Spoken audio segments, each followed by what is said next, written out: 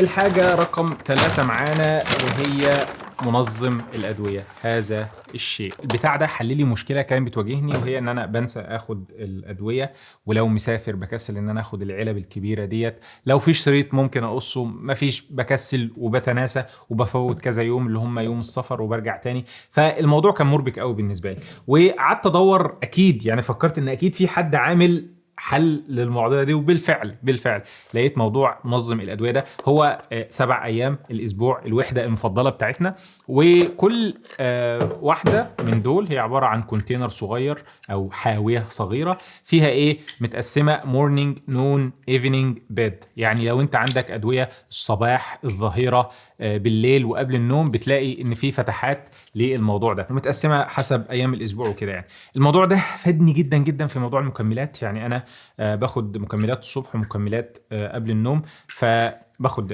مالتي فيتامين وفيتامين د الصبح، وقبل النوم باخد مغنيسيوم جلايسينيد وزنك. الحقيقه البتاع ده ساعدني جدا ان انا التزم كل يوم بشيل واحده احطها على السفره، اخد بتاعه الصبح، وطول ما هي على السفره كده فانا رايح جاي بتفكرني ان انا ايه ناقصني حاجه، او في حبوب او في ادويه لازم اخدها.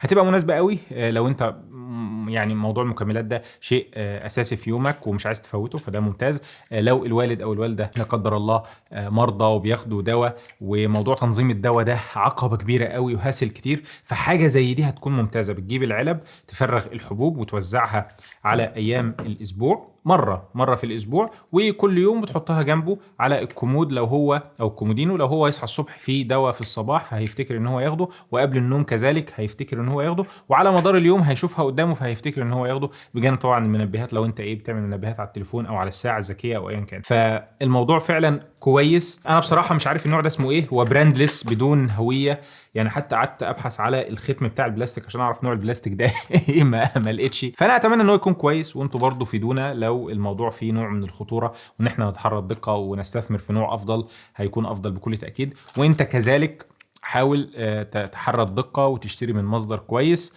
عشان تتعامل مع ادويه. يعني وانا اظن ان فكره ان احنا نطلع الادويه من العلبه بتاعتها ونحطها في كونتينر ما هياش حاجه خطر قوي على حد علمي يعني. بس بصراحه الموضوع ده رائع، لما تستثمر في حاجه زي كده ما اظنش ان انت هتفوت ميعاد ادويه او مكملات او حبوب او دواء او ايا كان.